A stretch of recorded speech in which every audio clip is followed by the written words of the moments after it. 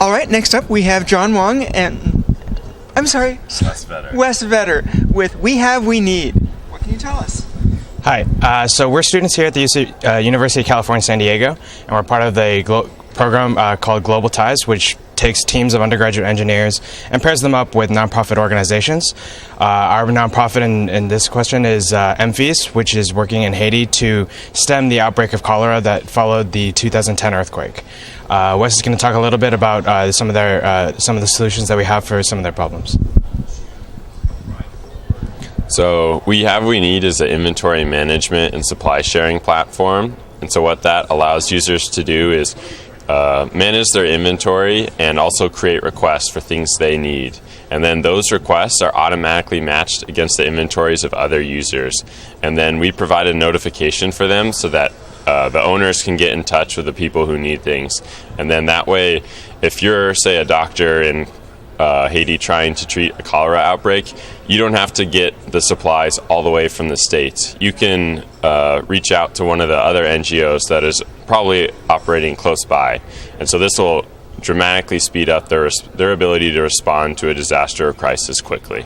So there are a lot of challenges that result from being a student-led project. One is that we basically have 10 weeks to get people up to speed and contributing. And that's unique to us being on the quarter system and being students. So one of the things we've done is really try to improve the onboarding process as much as possible. So for example, we use technologies like Fabric and Vagrant so that it takes 1 or 2 lines for students to set up their box and be up and running. So we've had to learn a lot about improvising and working really quickly, and it's been a great experience as undergraduates doing that. So I'll hand it back to Jon, who's going to talk about the tech stack and a little bit more about what we're doing. So like Wes said, we use things like Fabric and Vagrant. Our backend's all in Python, so we have Django, Python, as well as workers on the side. And so Python is at the UC San Diego is not really something that gets taught a lot. It's taught in maybe one class for 2 weeks, but Python has really allowed us to bring people up. People get used to this and get onboarded quickly. They can get onboarded within a couple weeks and get started contributing. We also have a few other technologies on the stack. So we have Elasticsearch, which we use to do all of our matching between the things that people have and the things that people need. We use Postgres as well as the PostGIS extension to make sure that we have the geospatial indices we need to do some of the mapping that we do, as well as Backbone on the front end, along with Leaflet and OpenStreetMap to kind of visualize our data and provide to relief organizations a heat map of where things are needed the most.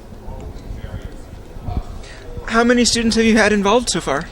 So we first started with 4 people. It was three women and myself, and then we went up to 9, then 12, back down to 9, and now we're at 18 people. So we're growing every quarter, and it's been a really good experience. Okay. When do you expect to field it? So we're pushing hard to get it down onto the ground to a relief team this next quarter, so that we can have something good by the summer. Fantastic! Thanks very much. Thank you. All right. Okay. Very cool.